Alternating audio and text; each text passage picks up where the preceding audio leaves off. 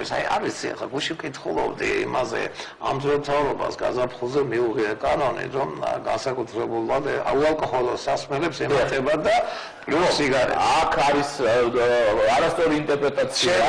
24 აპრილს საქართველოს ფინანსთა ყოფილმა მინისტრმა, უბრალოდ მინისტრის მოვალეობის შემსრულებელმა გამოსცა ბრძანება, რომელიც ითვალისწინებს კანონის შესაბამისად მიღებულია კანონი, რომ მარკირება უნდა მოხდეს ელექტრონულად, ანუ აქციზური მარკის ნაცვლად ელექტრონული შტრიხ-კოდი უნდა იყოს და დღეს ეს მუშაობს სიგარეტზე და მუშაობს ლუდზე, ალკოჰოლურ სასმელებზე და ფინანსთა მინისტრს აქვს უფლება, დისკრეცია რომ შემოიღოს უალკოჰოლო სასმელებზე. აი რამდენი შემოვიდოდა მართება რა. აქ საუბარი არის არა გადასახადზე.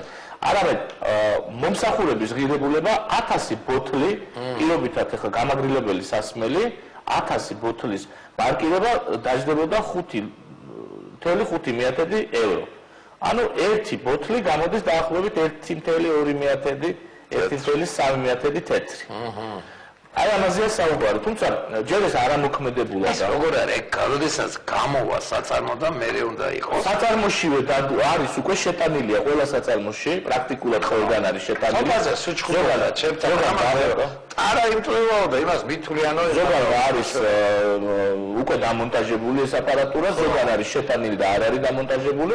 საუბარი რაზეა, როდესაც გამოდის კონვეიერზე, იქვე ედება ბავშვად მარკა და ქსელში საგადასახადოს თანამშრომელი შეუძლია შევიდეს რომელიმე მაღაზიაში დაანათებს იმ თავის აპარატს და ის დააწეს რომელი ქარხნის არის ნაცვლად რომ არ იყოს ქსელში აღურიცხავი პროდუქტი. აი გამაგრებული ეს კი თითქოს და თქვენ გინდათ გააკეთოს საწარმო რომ ლევად არა გაიტანოს და ამიტომ საუბარია აღურიცხავი პროდუქცია არ იყოს ქსელში არის ეჭვი რომ რამდენიმე მიმართულებით არის საკმაოდ აღურიცხავი პროდუქცია წყალში მათ შორის გამაგრილებელ სასმელებში მე მქონდა რამდენიმესთან შეხვედრა ჩვენ არ ვაპირებთ ახლა რომ ესე დრაკონული წესები შემოვიღოთ და მომზადებლად და ასე შემდეგ ჩვენ ვაპირებთ რომ კიდევ გავაგრძელოთ კონსულტაციები თუმცა ზოგიერთი დაუშვათ პრესაში გავრცელებული ინფორმაცია რომ ერთი თეთრით პროდუქტის გაძვირება გამოიწვევს 5 თეთრით ხო მე